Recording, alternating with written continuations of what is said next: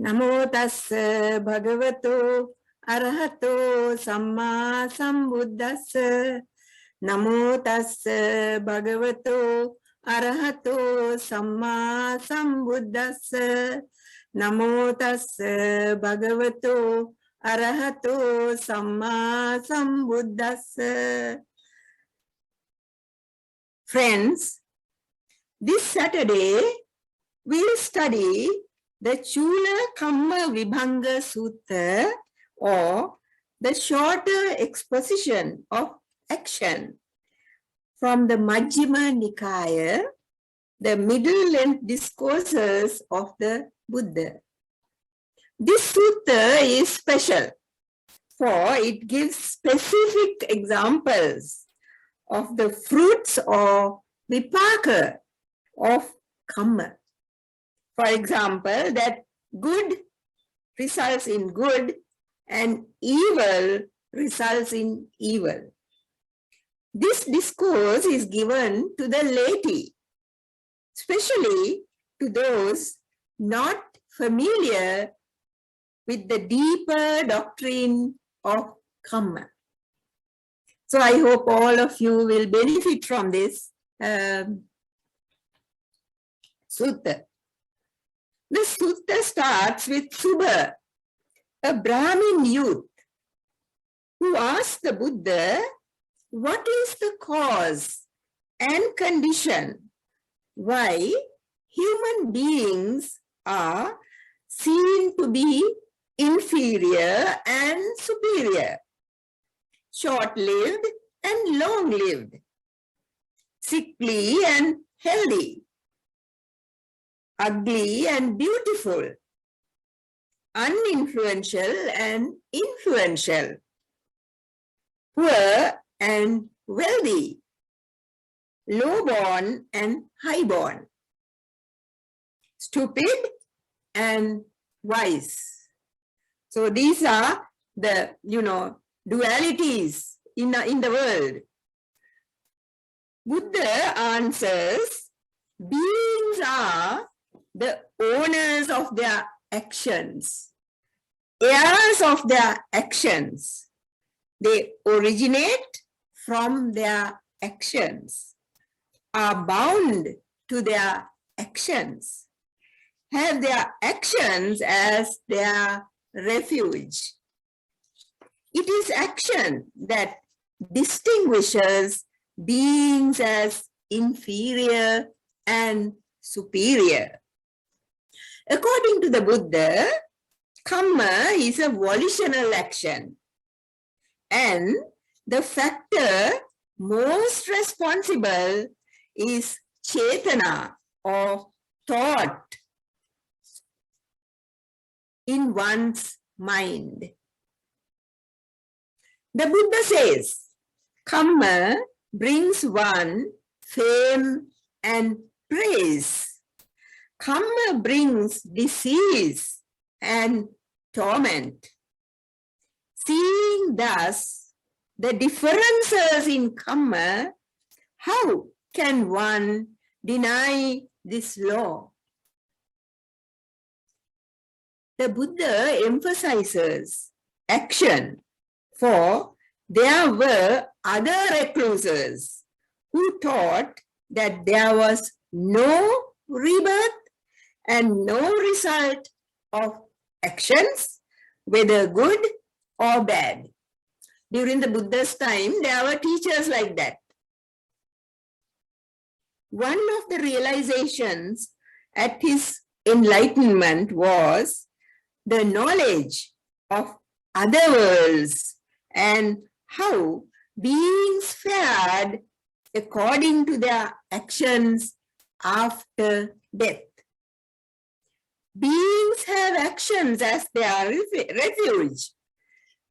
That means when one's previous actions have been good, in the present they become one's protection, refuge, and shelter.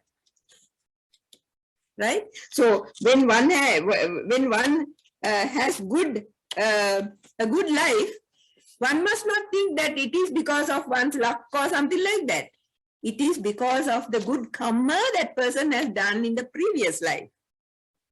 Bound to their actions means one is responsible for one's actions. When Subha asks for a detailed explanation, the Buddha said, when one kills living beings, that means not only human beings, all beings, and is murderous, bloody-handed, given to blows and violence, merciless to living beings, wherever that one is reborn, she or he is short-lived. Here we see how one inherits the previous karma and has a short lifespan in the present. When one has abandoned killing of living beings, abstains from killing, becomes gentle and kindly, is compassionate to all living beings, it leads to long life when one comes back to human state. When one injures living beings, when one returns to human state, becomes sickly. Some suffer from various diseases from the day they are born, or sometimes even as a fetus, they are sickly, or suddenly get stricken by some deadly disease, probably due to previous karma. When one does not injure beings, when one returns to human state, is healthy. When one is of an angry or irritable character, displays anger, hate, and bitterness, if reborn as a human, will be ugly. When one is not of an angry or irritable character, does not display anger, hate, and bitterness, even when criticized, if reborn in the human state, is beautiful. So when I say beautiful, it means as a man, handsome. When one is envious towards the gains, honor, respect, reverence, salutation, and veneration received by others, if born in a human state, is uninfluential. When one is not envious towards the gains, honor, etc., towards others, if reborn in a human state, is influential. When one does not give food, drink, clothing, carriages, garlands, scents, unguents, beds, dwelling, and lamps to recluses and Brahmins, if reborn in the human state, will be poor. The recluses and are, all recluses, not only the Buddhists, but all recluses are mendicants and live depending on the generous support of the lay people. So, providing them with the 4 requisites and supporting them to reach their spiritual goals could give the donors much merit. When one gives food, etc., to recluses and Brahmins, if reborn in the human state, will be wealthy. If one is obstinate and arrogant, does not pay homage to one who should receive homage, does not pay respect, revere, and venerate one who should be honored, respected, etc., when reborn in the human world, will get a low birth. When one is not obstinate and arrogant, pays homage, etc., where due, wherever is reborn, will be highborn. When someone does not visit teachers or Brahmins and find out what is wholesome or unwholesome, blamable or blameless, what should be cultivated and what not cultivated, what action would lead to harm and suffering, what will lead to welfare and happiness, if return to the human state would be stupid. Today, there are various means of investigating and finding out, like the computer or books, attending retreats, listening to talks, etc. You know, so many ways of finding out the Dhamma or any other, you know, whatever you want to find out. So people have various facilities to learn, compare, and discuss if they want. When one questions and finds out what action would lead to happiness and welfare for a long time, if return to the human state would be wise. Wisdom has to be cultivated. So you see, if one is not interested in finding out things to get knowledge, to get, you know, wiser in the present birth, in the next one, that one will not have much wisdom.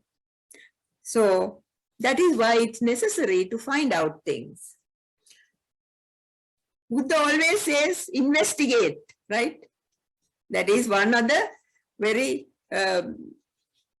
great things that Buddha has said, not like other teachers. Buddha ends up by repeating the brief answer he gave at the beginning. This statement has 6 factors that illustrate the effectiveness of karma. Though it speaks of one's ownership of karma, it does not state that everything is due to karma. You must remember that karma is only one of the niyamas. There are 5 niyamas, like, you know, Utu niyama, Bija niyama, Dhamma niyama, and so on. 5 niyamas, out of those, only one is karma. So everything is not due to karma. You must not think like that. So the Kamma Nidana Sutta in the Anguttara Nikaya, or the numerical discourses of the Buddha, compares one's karma to seeds that depend on favorable conditions to germinate, like water and good soil. Or if it does not have the necessary conditions, it would be destroyed by burning or otherwise, you know, it will not grow. Burning of karma is through spiritual development. No way otherwise. You can't pray or to any god and say, please give me the necessary karma, good karma, take away all my bad karma. You can't do that. So it has to be through your own spiritual development. In the Lonapala Sutta of the Anguttara Nikaya, that is the numerical discourses, it is stated that the cultivation of loving kindness or metta in the present life can limit the effects of one's unwholesome karma of the past, right? Even if you have done unwholesome karma in the past birth or even in this birth, sometime in the past, it's always good to do metta. Metta will help to, to sort of take away the bad karma, maybe not altogether, but at least some of the bad karma. So one should not keep thinking of one's bad karma of the past, but learn from it and do good now instead. That is the way to deal with the past karma if we have done any bad karma, right? It is important to understand that karma is intention, whether for good or bad karma. Because having willed, one acts by body, speech, and thought. As karma is one's own doing, it is possible to change the results of karma if one wants and tries. If you don't try, if you think, oh, I have only done bad things, and go on thinking about the bad things, you will never be able to get rid of them. The Buddha states, this is Buddha's words, it is volition, monks, that I call karma. For having willed, one performs an action through the body, speech, or mind. Such volitional actions go to form karma for ordinary beings. Now, in the Dhamma, ordinary beings are called putujjana. And it says that there are two kinds of putujjana. One is the ordinary putujjana, and the other one is the wise putujjana, right? So, this is about this ordinary person, right? So, but the Buddha and the Arahants, as they have eradicated ignorance and craving, which form the roots of karma, their actions do not produce karma. Their actions do not produce any karma for them, so that they are not reborn. But they may experience the result of past karma as long as they live in the world. You can remember Mahamugdallana, how he died, isn't that so? He was one of the chief disciples of the Buddha. There are many who, from whom you can take as examples. But even today, if you, follow certain things, for certain experiences of others, you will see how karma has followed them. So,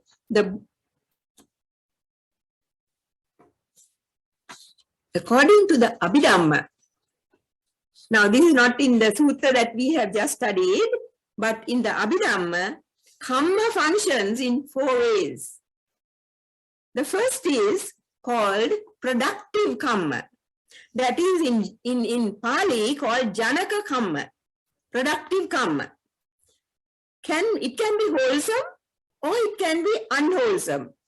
And always rebirth takes place with this karma. If we have that karma, it is with that we take rebirth. So if we have done wholesome karma, our rebirth will be a good one. If we have done unwholesome karma, our rebirth will be a sort of bad, not very good rebirth. So anyway, also, one's experiences in life too happen according to that karma. According to the karma that we have got our rebirth, that is the Janaka karma or the productive karma of the past, our experiences in life too will be from that, based on that karma, right? Now the second one is supportive karma. That is called Upattambaka kamma in Pali. When one is reborn, according to the wholesome productive karma that we talked about just now, the supportive karma may help. The supportive karma, it is a supportive karma, it may help to lengthen one's life. You know, now sometimes we are born, we think we might live to be a certain age.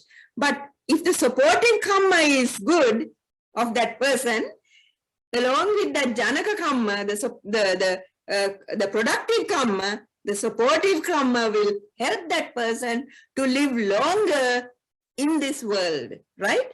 So that that person can do more good things and get more merit or kusala, right?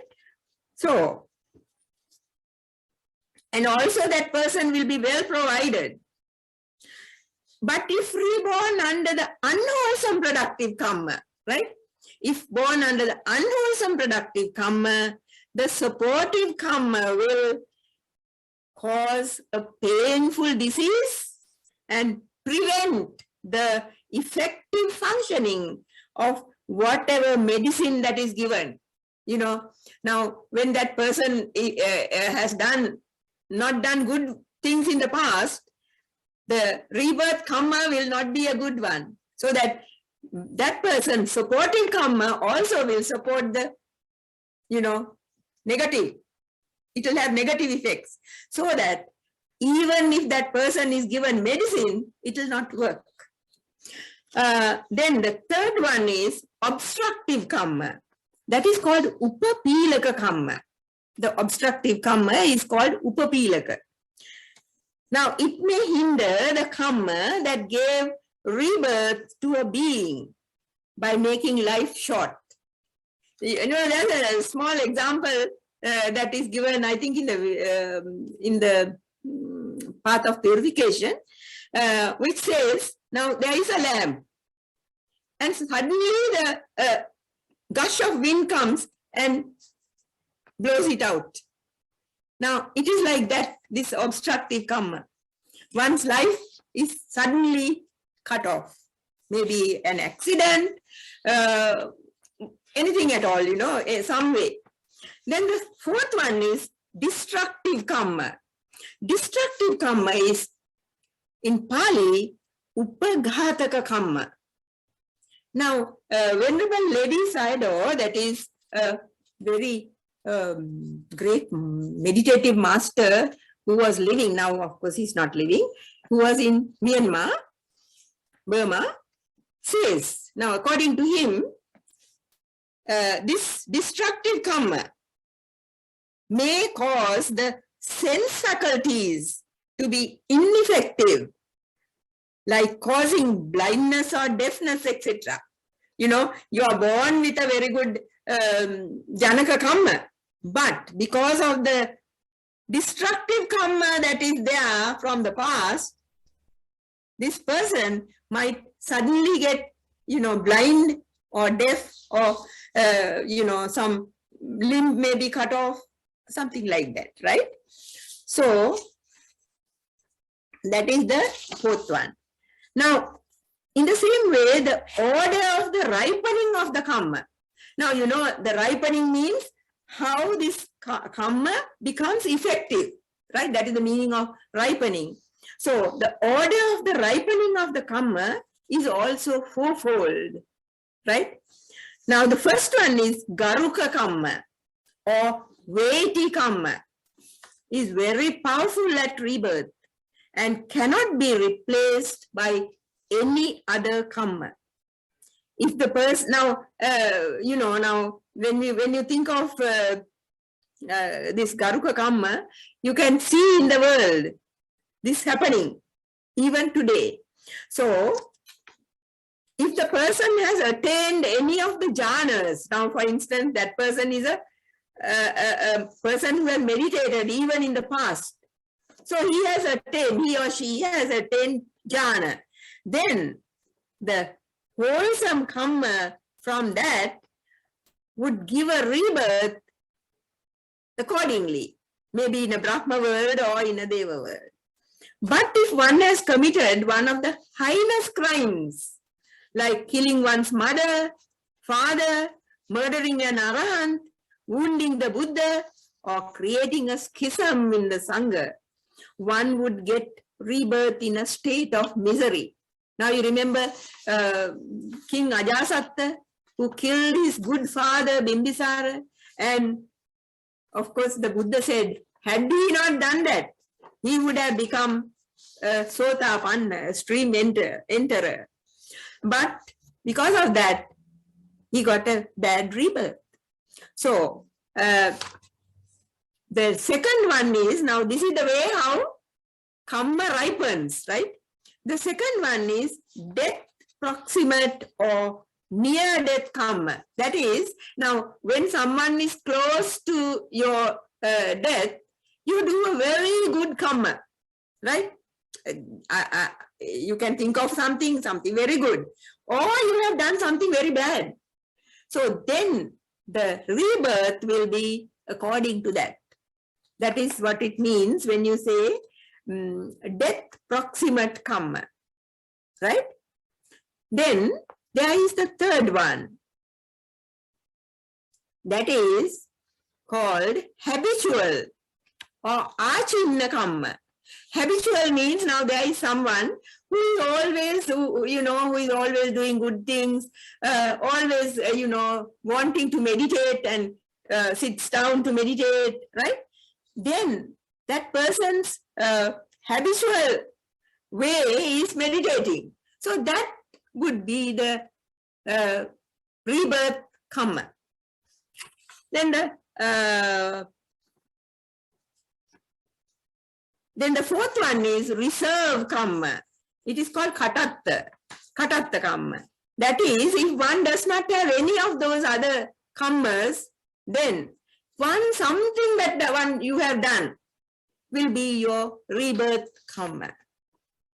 Then in the same way, now that we have discussed all this, how karma works, how it ripens, now we come to the next one, that is the time of ripening.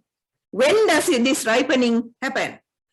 Now sometimes it becomes immediately effective, right? Immediately. You do something good and you get a good result immediately, right? Not then and there, but in the near future, right? You get it in this life itself. Think of it like that. In this life itself, you get the result. Even if you do something bad, that also can be the same, right? So that is called Ditta Dhamma Vedaniya Karma. I'm sure you have all heard of this. Ditta Dhamma Vedaniya Karma. Then that means it happens in the present life itself. Then the second one is subsequently effective. That means Upapajja Vedaniya Karma. Upapajja Vedaniya Karma. That means it can ripen in the next life, right? Then the third one is indefinitely effective. That is called Aparapariya Vedaniya Karma, and can ripen at any time from the next existence onwards, right? It will happen sometime. Even Buddhas and Arahants are not exempt from experiencing the results of this kind of karma. That is why Mahamoggallana died in that way. Even Buddha had, quite often he had, backaches and things like that. So these are things that even though they were so great people, even then those things can happen. They can ripen. Then the fourth one is defunct karma. That is called ahosi karma. And that means when the karma that should have ripened within this life or the next does not get the necessary conditions to ripen, then it becomes defunct. This happens in the case of arahants. whose accumulated past karma becomes defunct when they attain Nibbana. You remember Angulimala, who killed so many people, but he did not get the results of all that because he became an Arahant. And also he died, before he could get the results of all that. So he died means he attained Nibbana. An action is morally unwholesome when it is motivated by craving, greed, hatred, and delusion. Every intentional deed or action is a force. Cultivating the mind means replacing the unwholesome with the wholesome. Karma is the true creator of the world. For through our actions, we build and rebuild this world as well as the next. We build this world because of our karma, and we build the next world also because of this karma. Just as a rotten mango seed cannot produce a healthy mango tree and bear wholesome fruits, evil volitional actions or karma produced in a former birth will give rise to much suffering in the present birth. The Buddha's statements in the Culakammavibhanga Sutta are based on his own experiences, observances, and reasoning. As Buddha's disciples, we need to develop not simply wholesome karma, but the karma that leads to their extinction, to finish off all the karma. By practicing the Noble Eightfold Path, the Buddha and Arahants practice the paramis or the 10 perfections to attain Nibbana. May the merits we acquire by practice of generosity, virtue, and meditation turn into paramis that will give us wisdom to realize the 4 noble truths. Thank you. So, if you have any questions, please ask.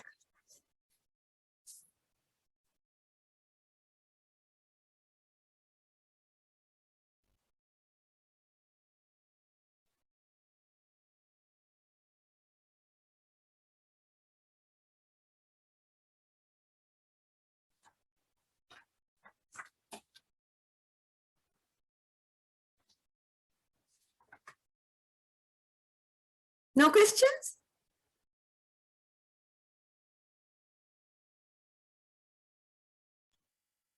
Okay. It was very interesting.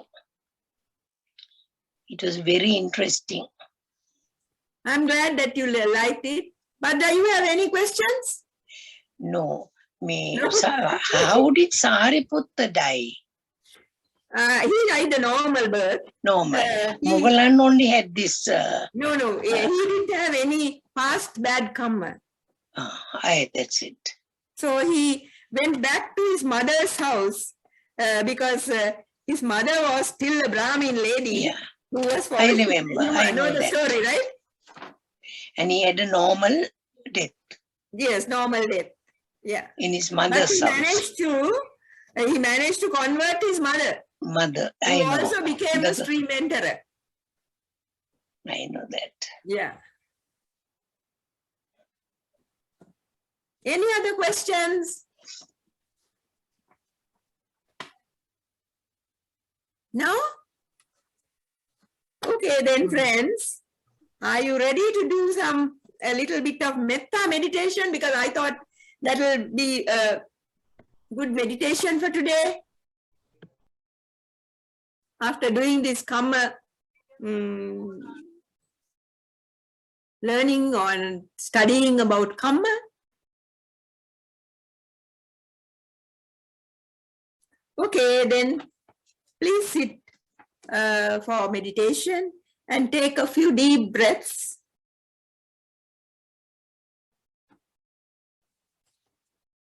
Now, metta is the first of 4 meditations called Brahma Vihara. You know those 4. Metta, Karuna, Mudita, Upekha. That is, metta means loving kindness. Metta, Karuna means compassion or kindness. And the third one is joy about other people's success, altruistic joy. And the fourth one is equanimity. So out of these 4, metta is the first one, and the one that we can practice like this. So now we have done the breath meditation or the anapanasati, all of you know that. So it is different from mindfulness the meditation or the breath meditation. Now in this meditation, we cultivate a positive attitude towards first ourselves and then others.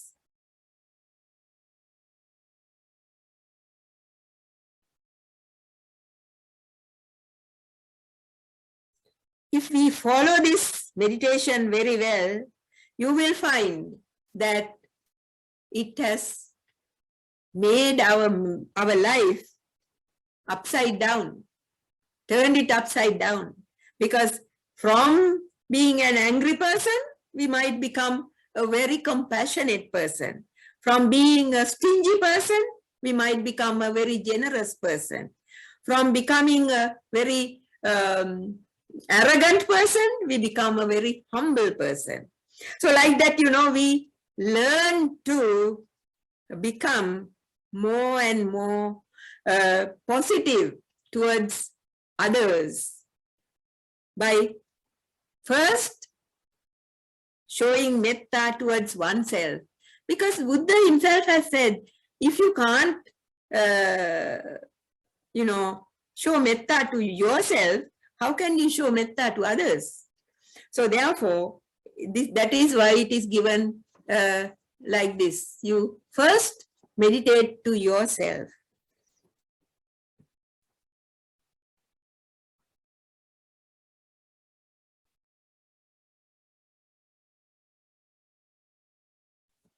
So when we start meditating this metta meditation, one thing that we will learn is to recognize our own faults. We will see our own faults. If we are sort of people who get angry, we will see that.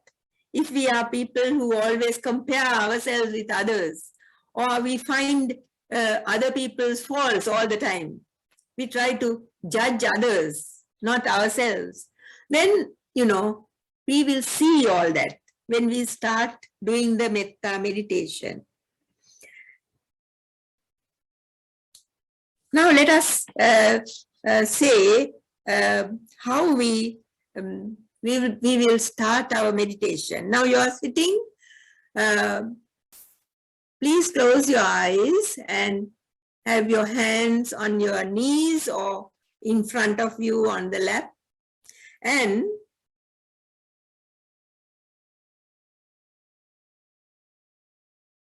we could simply say, may I be happy.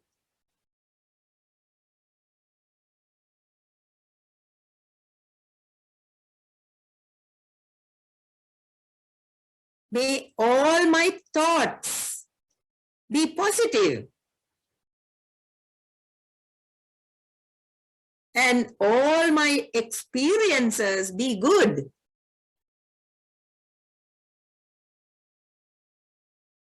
May all my thoughts be positive, not negative. And all my experiences be good. Not that it happens, but we can wish for it.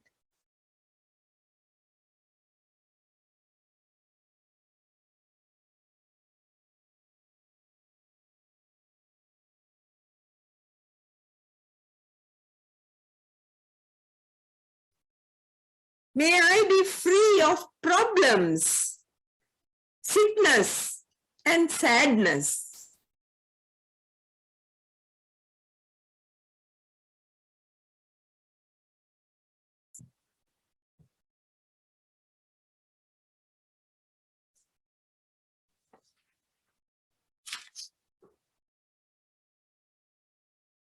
May I be free of problems, sickness, and sadness.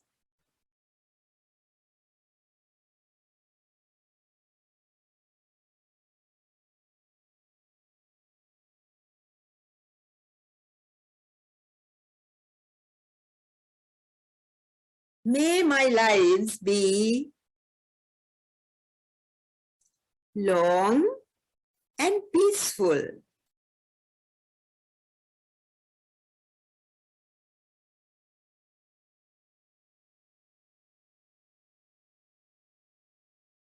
And may I quickly reach enlightenment, that is liberation from all suffering.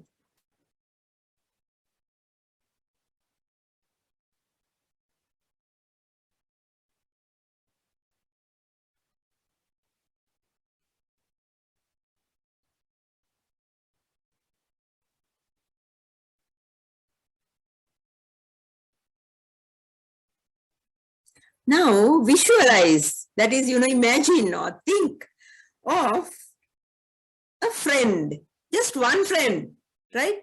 You may be having a lot of friends, but just think of one friend who is very close to you, you really trust and like, better of the same sex, not of the other sex. Now we'll think of that person and say, may you be happy.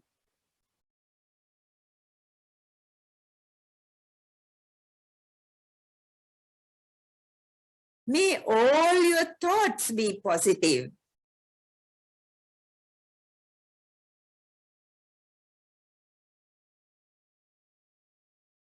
And all your experiences be good.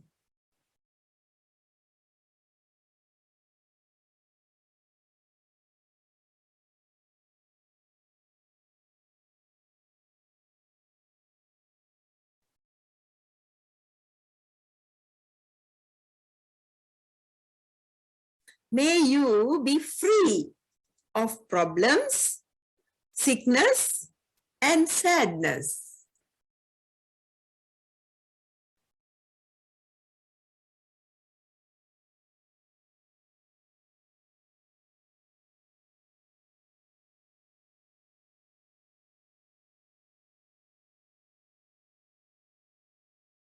May your lives be long and peaceful.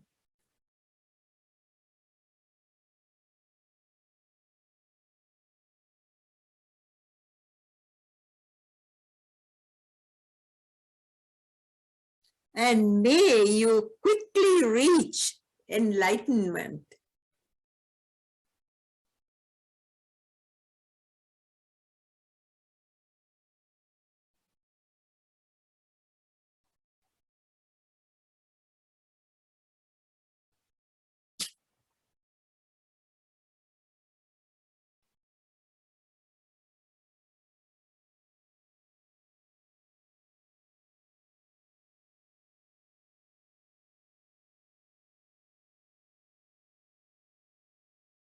Now, visualize or imagine or think of a neutral person, say a co-worker that you are not very friendly with, or someone that you meet on the road or in the shops or mall, or mailman, someone like that, someone who is not very close to you, a neutral person. And let us wish the same as we did for their friend. May you be happy. Just think of one person and wish for that one person. May you be happy.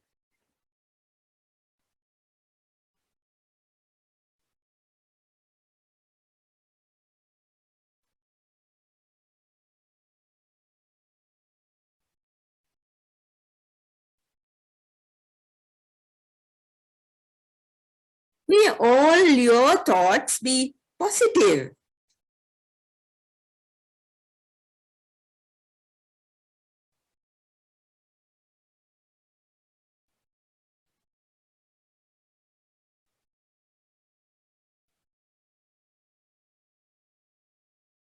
And all your experiences be good.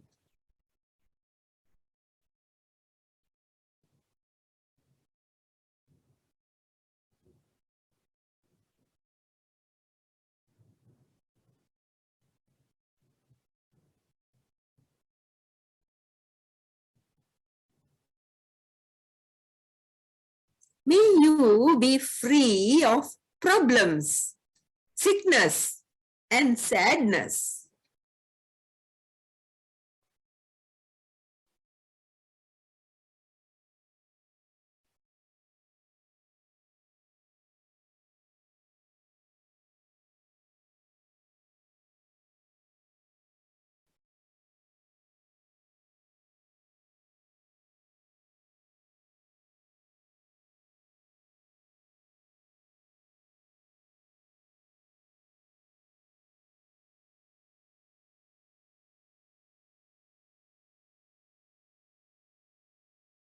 May your lives be long and peaceful.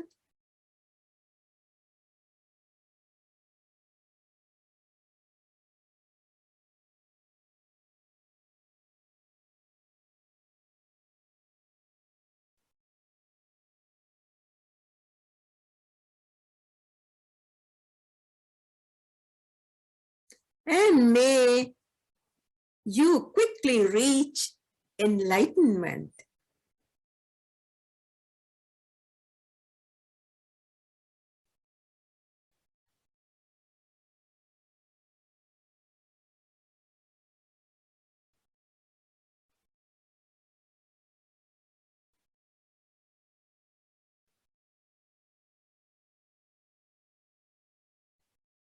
Now, a little difficult person, we will think of someone who has been unfriendly towards you, or you don't like that person very much. But we will try uh, to think of that person in the same or with the same metta thoughts, right? Think of just one person. It might not be very easy, but still, we'll do that, right? So, may you be happy.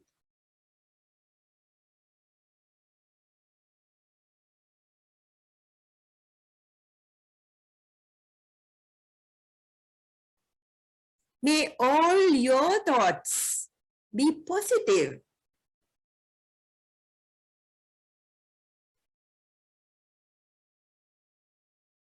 And all your experiences be good.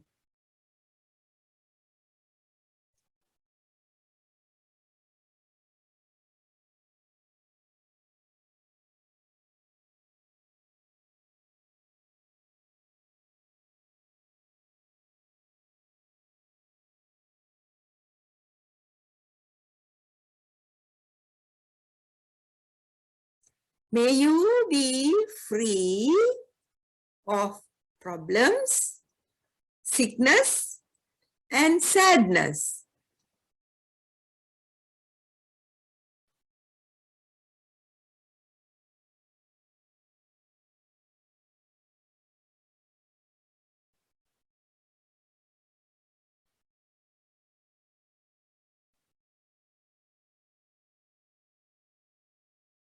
May your lives be long and peaceful. And may you quickly reach enlightenment.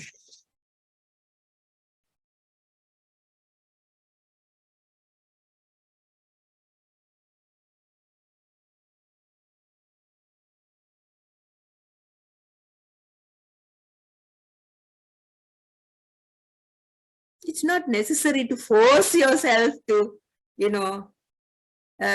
do this, but try to get that crude feeling of anger towards someone you dislike or that dislikes you, to get that out and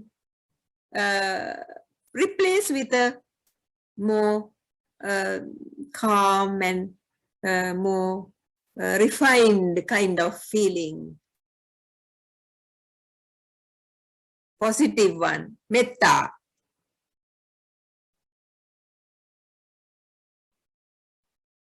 Now it's time to spread metta thoughts to all beings in the world, human, non-human, living far, living near, seen, we can see them or we can't see them. May all beings be happy.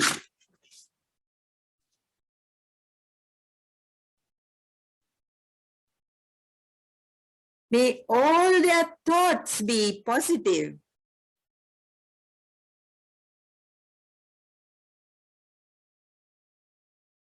And all their experiences be good.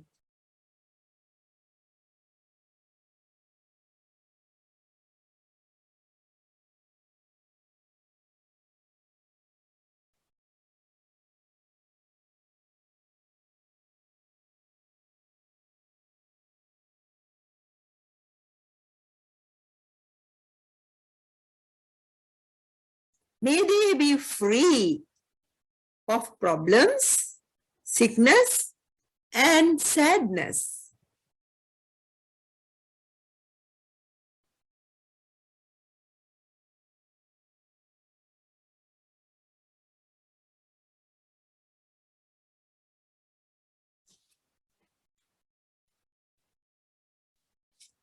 May their lives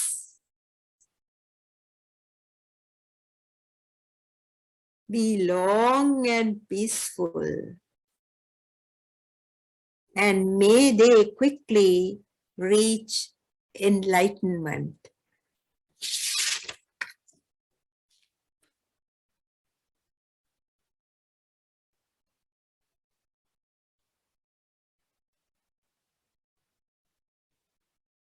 Try to make your heart softer towards all beings,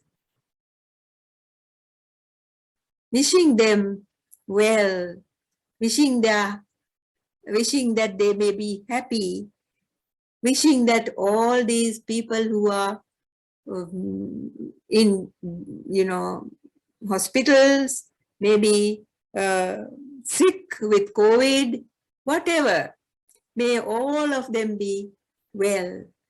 May all of them be cured and be safe.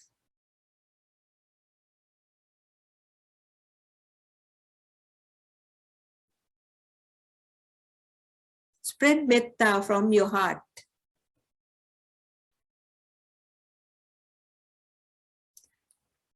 You yourself will feel your heart getting softer and more sort of lighter, and as if radiating some kind of light from your heart. So slowly open your eyes.